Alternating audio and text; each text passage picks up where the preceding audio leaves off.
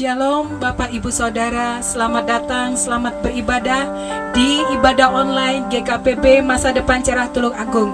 Kita percaya bahwa penyertaan dan perlindungan Allah kita sempurna sepanjang minggu ini. Mari kita siapkan hati kita, kita mau sama-sama menyembah Tuhan. Dimanapun Bapak Ibu Saudara berada pada saat ini, kita percaya Roh Allah yang akan menuntun kita untuk masuk di dalam hadirat Tuhan. Kita mau bersyukur kepada Bapa. Terima kasih Tuhan atas semua perlindungan dan penyertaan Tuhan di dalam kehidupan kami, atas semua kebaikan dalam hidup kami. Banyak yang Kau perbuat di dalam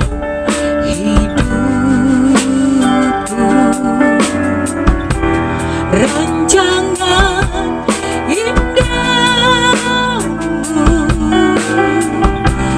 terjadi di hidupku.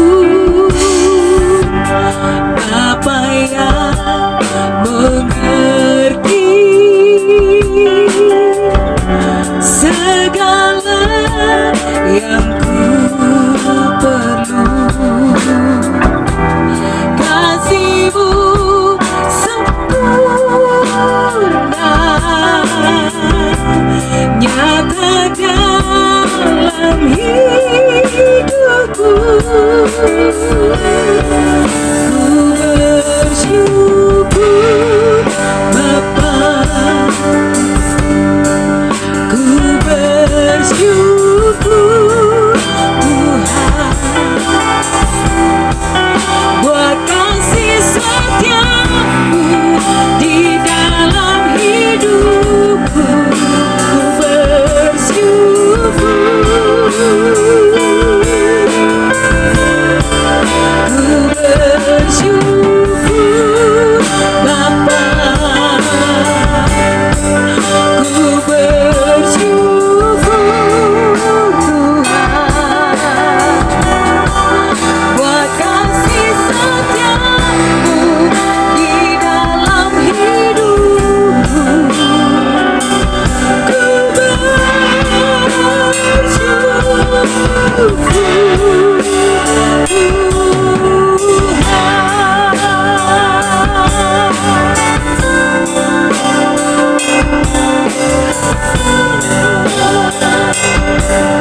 terima kasih Tuhan Yesus. Banyak yang Kau perbuat di dalam hidupku. Rancangan indahmu terjadi di hidupku. Bapa yang mengerti segala yang ku perlu. Kasih-Mu sempurna nyata dalam hidupku.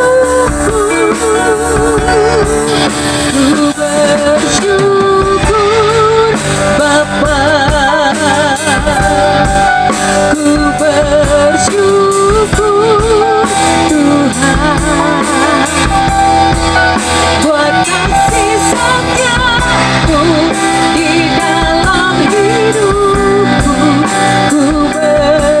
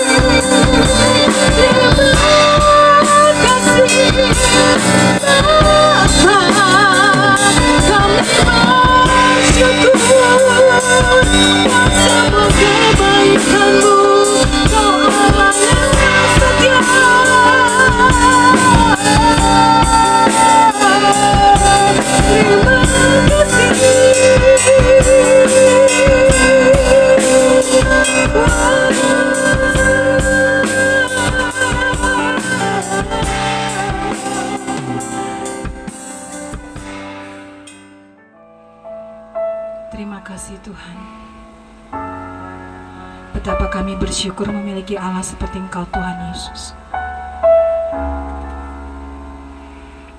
Kau Tuhan yang terus melindungi kami dan menyertai kami. Bahkan jika kami boleh ada sampai saat ini Tuhan, itu semua karena anugerah dan perlindungan Tuhan dalam hidup kami. Kami bersyukur kepada Tuhan, Juru Selamat kami yang hidup, Allah Immanuel yang beserta dengan kami. Terima kasih Yesus. Walau ku harus berjalan dalam lembah kekelaman, perlindungan-Mu, oh Tuhan, nyatalah bagi hidupku.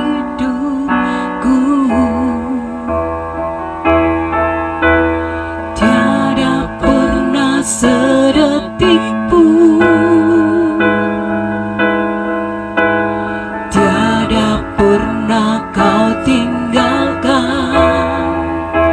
Sungguh mulia dan sempurna, hanya Kau layak disembah. Yesus, Engkau Juru Selamatku, dalam janji-Mu kemenanganku. Selamanya kan ku nyatakan besar setia-Mu Tuhan di hidupku.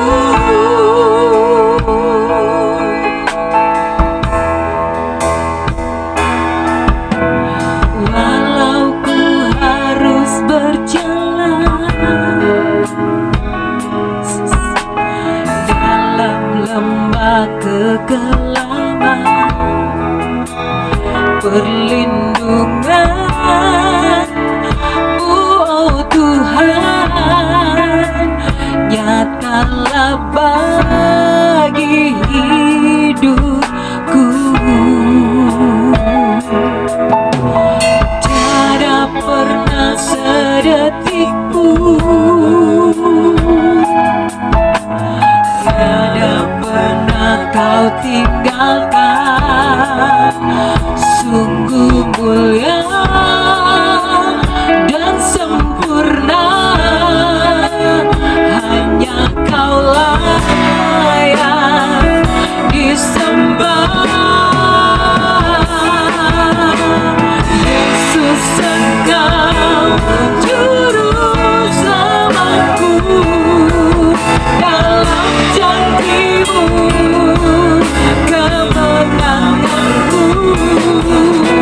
Selamanya kan ku nyatakan besar setia-Mu Tuhan di hidupku.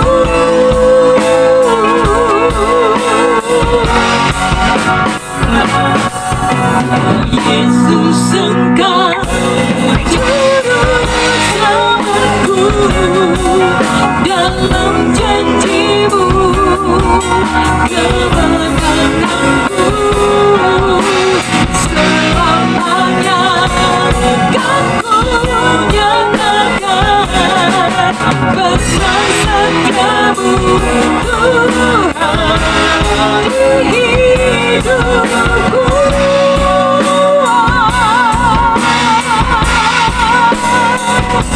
Besar setia-Mu Tuhan.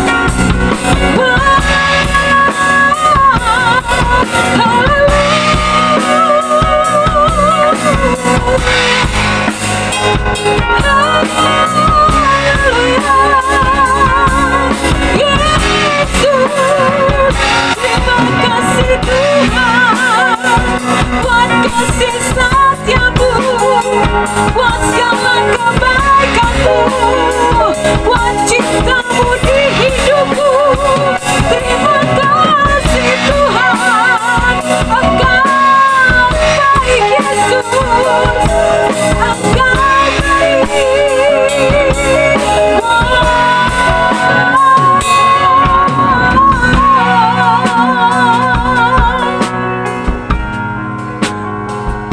terima kasih Tuhan.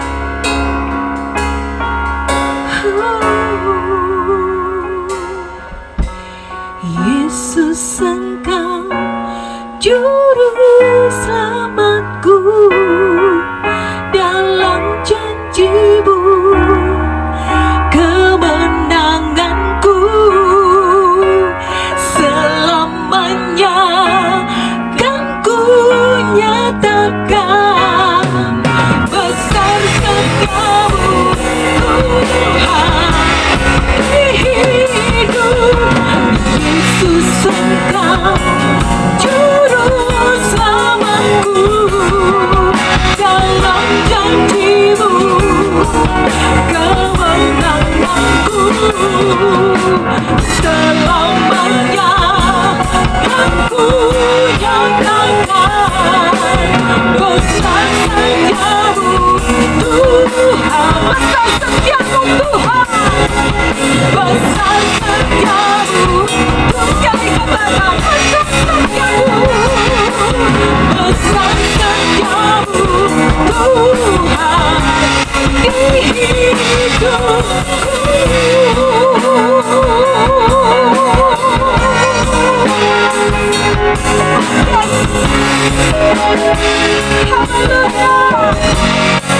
Yesus, terima kasih Tuhan. Besar setiamu di dalam hidup kami. Janji-Mu ya dan amin dalam hidup kami. Kau takkan pernah meninggalkan kami Bapa. Kami pegang semua janji firman Tuhan dalam hati kami. Berbicaralah Tuhan, kami siap. Di dalam nama Tuhan Yesus. Haleluya. Amin. Shalom Bapak Ibu Saudara yang dikasihi Tuhan. Selamat beribadah di dalam ibadah online GKPB Masa Depan Cerah Tulung Agung. Saya percaya bahwa sepanjang minggu ini Tuhan sudah memelihara hidup kita, Tuhan sudah menyertai kita, dan Tuhan sudah memberkati setiap kita.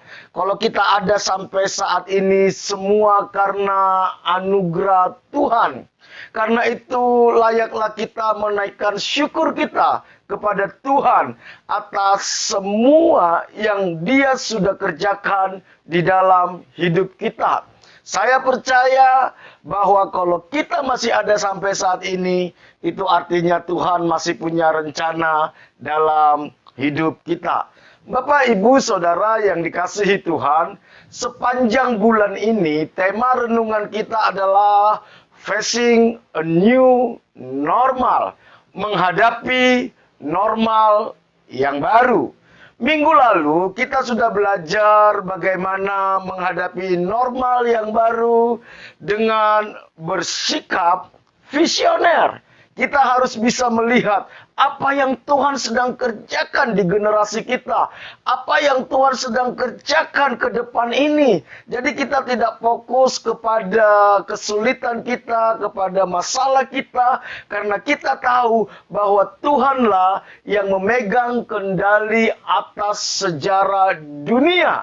Kalau Dia izinkan sesuatu terjadi, itu artinya Dia sedang mengerjakan sesuatu. Oleh karena itu, jangan biarkan pergumulan ini membutakan mata rohani kita, sehingga kita tidak tahu apa yang Tuhan mau dan apa yang Tuhan sedang kerjakan dalam hidup kita.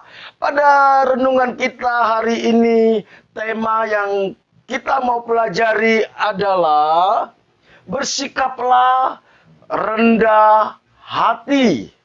Bersikaplah rendah hati. Saya mau mengajak kita membaca Alkitab kita dari surat Rasul Paulus kepada jemaat yang ada di Filipi. Minggu lalu juga kita sudah baca ini, saudara.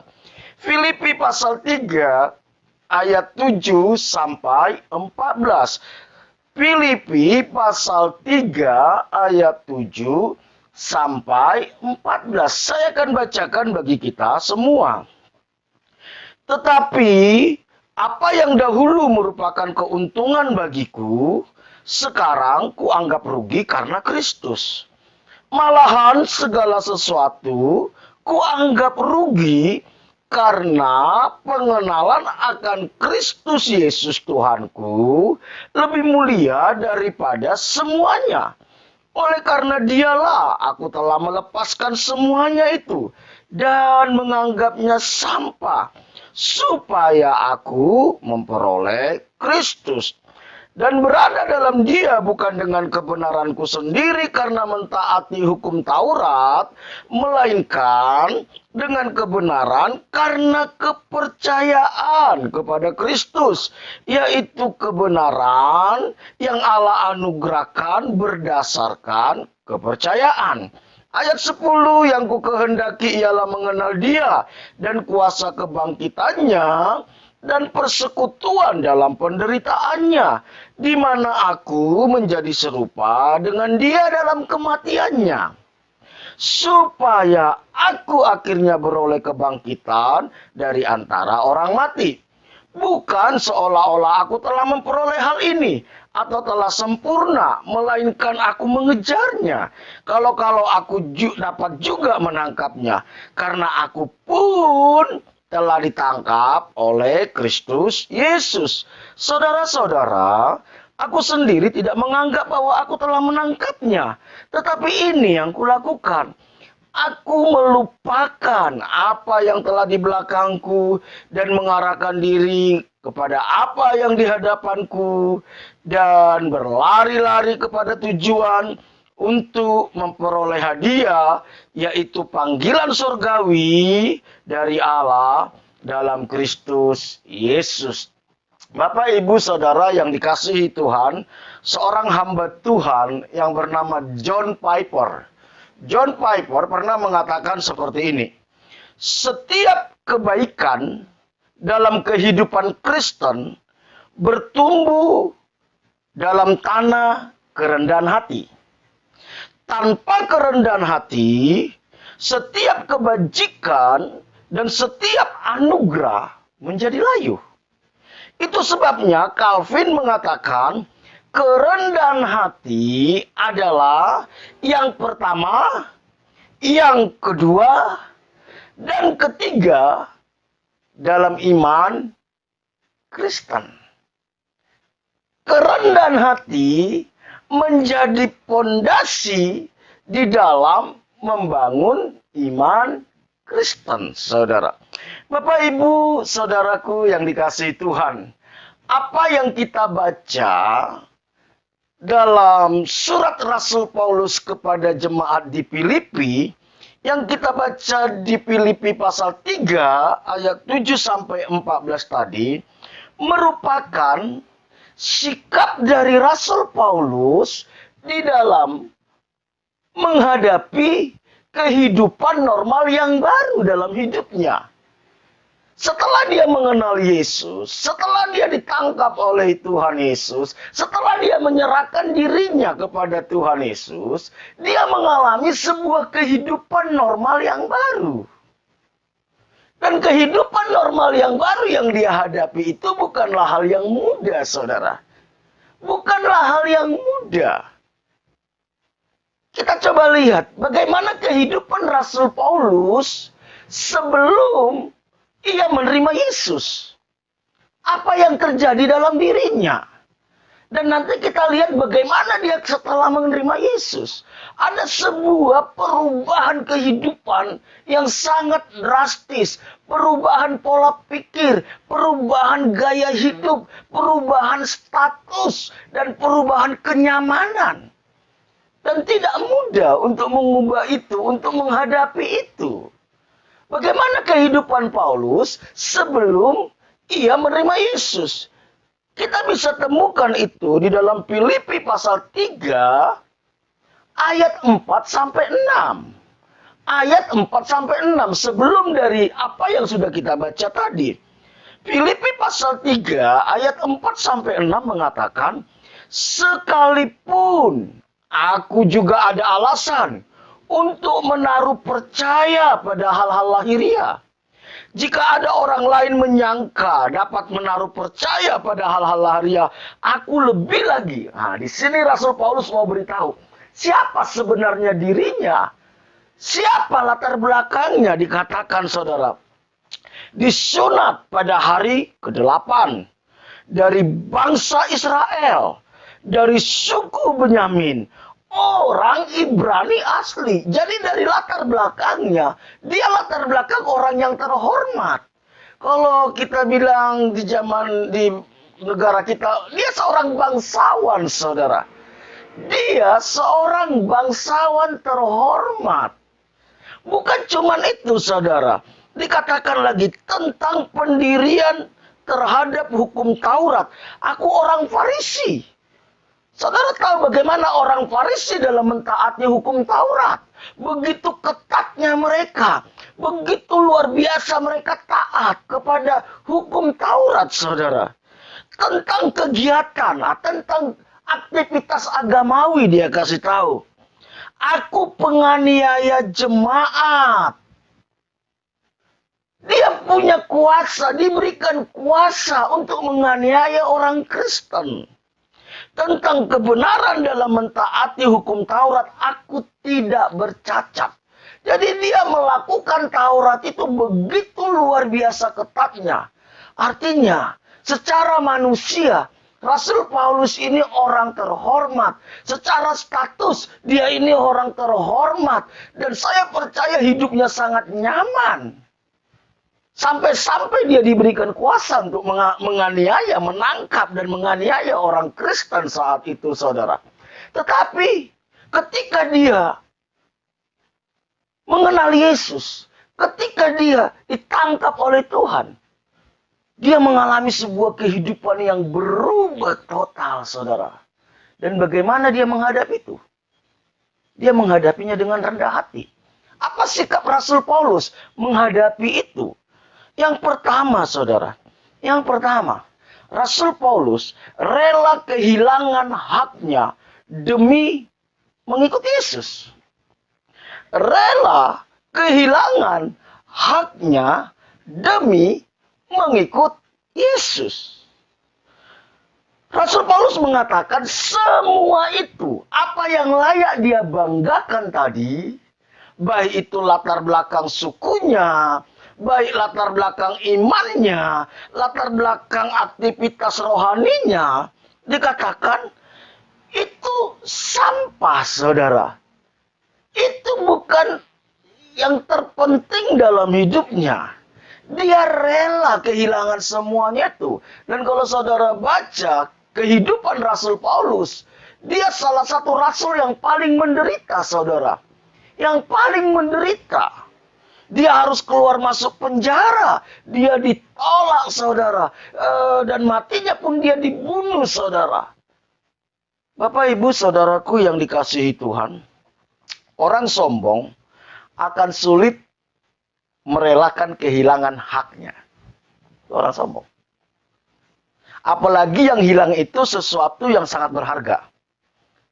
Dan menentukan kenyamanan hidupnya dan status sosialnya. Orang sombong akan sulit kehilangan itu. Tapi Rasul Paulus dikatakan kuanggap sampah. Bukan cuman dia rela, tapi bagi dia itu tidak bernilai lagi, saudara. Karena Kristus. Karena Kristus. Bapak, ibu, saudara yang dikasihi Tuhan. Bisa jadi apa yang terjadi saat-saat ini, pandemi COVID-19 ini, membuat kita kehilangan banyak hal yang berharga dalam hidup kita. Kehilangan banyak hal yang berharga dalam hidup kita. Usaha kita mungkin bisa harus tutup. Kesempatan kita untuk berkarya itu banyak hilang. Mungkin harta kita habis karena saham jatuh luar biasa. Nilai saham. Sehingga harta kita itu hilang, saudara. Bahkan bisa kita kehilangan orang-orang yang kita kasihi. Kehilangan orang yang kita kasihi. Karena pandemi ini. Bagaimana respon kita? Bagaimana respon kita menyikapi semuanya itu? Bagi orang yang sombong, saudara, ketika dia kehilangan sesuatu yang berharga, dia akan stres, memberontak, menyalahkan Tuhan, menyalahkan keadaan. Itu orang sombong. Tetapi orang yang rendah hati, ketika kehilangan apa yang berharga dalam hidupnya, demi mengikut Tuhan, dia akan merelakan itu. Dia relakan. Justru kesulitan, masalah, tantangan, kehilangan bagi orang yang rendah hati itu akan membawa dia semakin dekat sama Tuhan. Semakin bersekutu intim dengan Tuhan. Ketika dia semakin bersekutu intim dengan Tuhan, maka dia akan semakin mengerti kehendak Tuhan. Semakin mengerti rencana Tuhan dalam hidupnya. Dan dia masuk ke dalam rencana Tuhan. Itu orang yang rendah hati. Dan Rasul Paulus, ketika dia mengikuti kehendak Tuhan, dia rela kehilangan semuanya itu. Bahkan dia rela menderita, saudara. Mari, Bapak, Ibu, saudaraku yang dikasihi Tuhan. Kalau kita percaya bahwa Tuhanlah yang mengendalikan alam semesta, mengendalikan jagat raya, kalau Tuhanlah yang mengendalikan sejarah, dan kita ada karena Tuhan, apapun yang terjadi dalam hidup kita, mari kita sikapi dengan rendah hati. Kalau kita menyikapi dengan rendah hati, maka kita akan percaya bahwa semua yang Tuhan izinkan dalam hidup kita terjadi, itu untuk kebaikan kita. Tidak ada satupun rancangan Tuhan yang jahat dalam hidup kita. Sehingga itu tidak mempengaruhi rasa cinta kita kepada Tuhan. Tidak mempengaruhi semangat kita melayani Tuhan. Tidak mempengaruhi cara kita mengasihi orang lain. Mari saudaraku yang dikasihi Tuhan. Itulah yang dialami oleh Rasul Paulus. Yang kedua, orang yang rendah hati menyadari bahwa Tuhanlah yang menangkap dia, bukan dia yang menangkap Tuhan. Kalau kita baca di ayat 12 dan 13 dikatakan seperti ini, saudara. Bukan seolah-olah aku telah memperoleh hal ini atau telah sempurna, melainkan aku mengejarnya. Kalau-kalau aku dapat juga menangkapnya. Karena aku pun telah ditangkap oleh Kristus Yesus. Saudara-saudara, aku sendiri tidak menganggap bahwa aku telah menangkapnya. Jadi, apa yang dialami Rasul Paulus bukan karena usahanya dia. Bukan karena dia merasa lebih baik, saudara. Tetapi karena Tuhan sendiri di dalam anugerahnya yang menangkap Rasul Paulus. Bapak, Ibu, saudaraku yang dikasihi Tuhan. Kita harus menyadari bahwa hidup ini bukan karena hebat kita, bukan karena kuat gagah kita, tetapi karena anugerah Tuhan. Makanya tadi dikatakan, saudara, di ayat 9 dikatakan, dan berada dalam dia bukan dengan kebenaranku sendiri karena mentaati hukum Taurat, melainkan dengan kebenaran karena kepercayaan kepada Kristus. Yaitu kebenaran yang Allah anugerahkan berdasarkan kepercayaan. Orang yang rendah hati, dia rela kehilangan haknya demi mengikuti rencana Tuhan dalam hidupnya, saudara. Yang kedua, orang yang rendah hati, dia menyadari bahwa hidupnya itu karena anugerah Tuhan. Kalau hidup kita karena anugerah Tuhan, mari di masa-masa sulit ini, kita percayakan hidup kita ke dalam anugerah Tuhan. Biar Tuhan yang memelihara hidup kita. Biar Tuhan yang menuntun langkah-langkah kita. Biar Tuhan yang membawa kita masuk ke dalam rencananya. Jangan andalkan kekuatan sendiri. Berserahlah kepada anugerah Tuhan. Minta petunjuk Tuhan. Apa yang harus saya lakukan? Itulah sikap rendah hati. Dia tidak mengandalkan kekuatannya sendiri. Dia tidak mengandalkan hartanya. Dia tidak mengandalkan kepintarannya. Tapi dia mengandalkan anugerah Tuhan. Yang didasarkan oleh kesadaran bahwa saya ada itu karena Tuhan yang menangkap saya. Saya ada karena Yesus telah menebus saya. Kalau dia sudah menebus kita dengan nyawanya, gak mungkin dia meninggalkan kita menghadapi masa-masa ini sendiri. Yang ketiga, saudara. Yang ketiga, orang yang rendah hati akan fokus kepada panggilan Tuhan dalam hidupnya. Tidak fokus kepada prestasi dan kebanggaan serta keberhasilan masa lalu. Dia hanya fokus kepada panggilan Tuhan dalam hidupnya. Tidak fokus kepada kebanggaan, prestasi, keberhasilan masa lalu. Tidak. Tidak. Biasanya orang sombong itu dia suka menceritakan kehebatannya di masa lalu, saudara.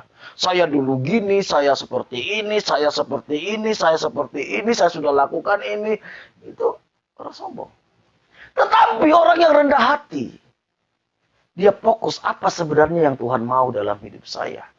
Apa sebenarnya yang Tuhan inginkan dalam hidup saya ke depan.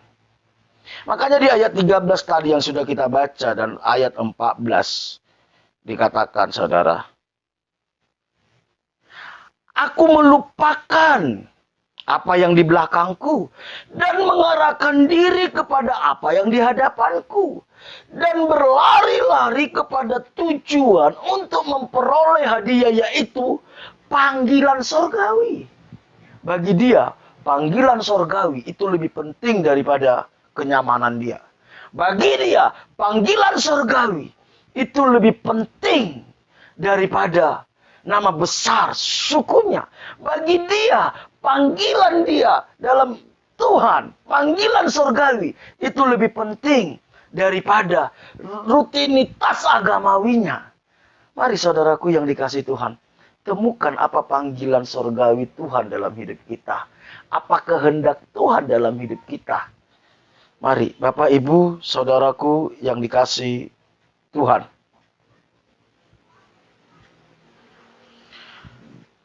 Saya berdoa di masa-masa sulit ini, di masa-masa ketidakpastian ini,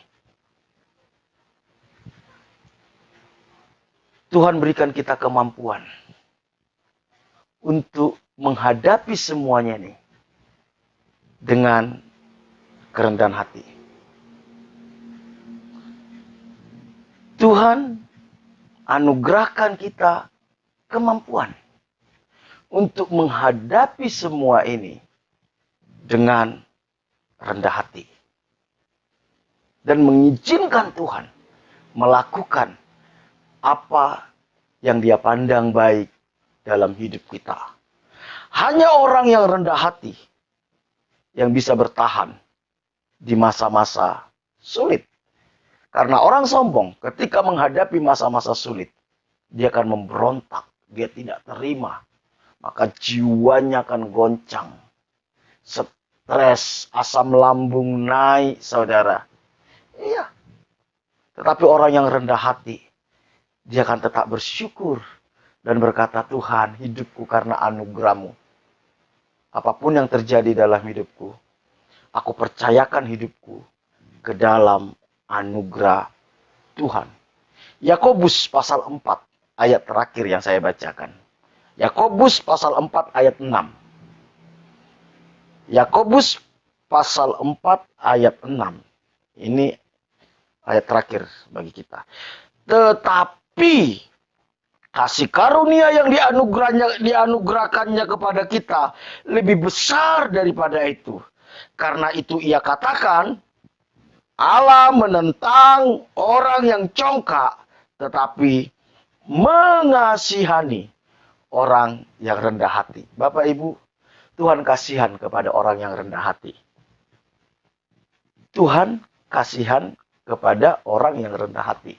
Kalau saudara dan saya kasihan sama seseorang, sekalipun dia tidak meminta sesuatu, saudara akan tolong orang itu. Contoh, kalau saudara sedang naik mobil dan berhenti di lampu merah, ada orang yang minta-minta. Kalau saudara nggak kasihan sama dia, saudara mungkin tidak akan mengasih.